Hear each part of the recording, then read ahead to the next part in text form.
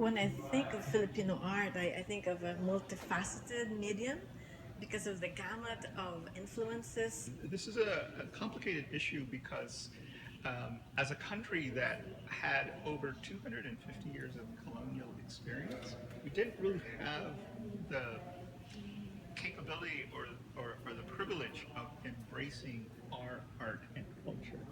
So when I look at Filipino art, you either look at the indigenous artwork, and then the other pieces, you see a long influence of Spanish culture infused into the art pieces. And also the Asian elements of Southeast Asia, Malaysia, Indonesia, for that matter, China. Now that there's almost 3 million Filipinos in the United States, it can take on a different meaning, which could be that the artist is Filipino, or the art reflects the experience of Filipinos in the United States.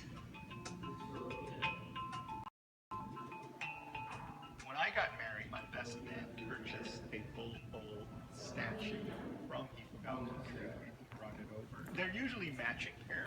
It's usually a male and a female because they represent fertility in the rice field harvest. And so immediately the bull deity figure just connected.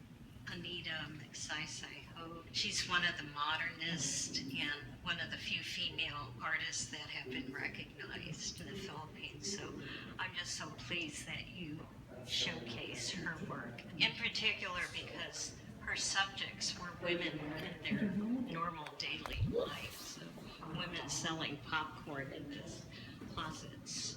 So typical. I have to say the Christ figure, that Christ figure is so elegantly carved and painted. To me, when I look at it, I feel Christ's sadness, but also the serenity on his face is wonderful. The black and white rendition of what appears to be a military person.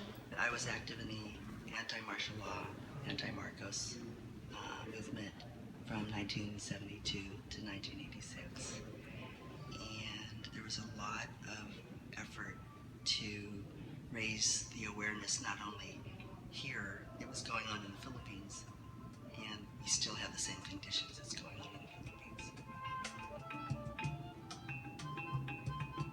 The Filipinos make up a majority of the Asian population in California. I think it's higher now than the Chinese population, I believe. So it should reflect the art collection accordingly. The Bay Area, San Francisco Bay Area as well, has one of the largest Filipino communities in the country.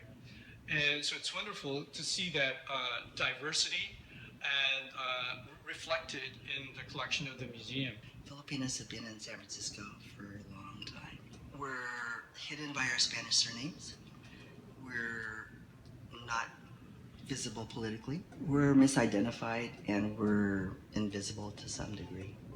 So it's important that we be acknowledged for the fact that we have been here since the turn of the 20th century.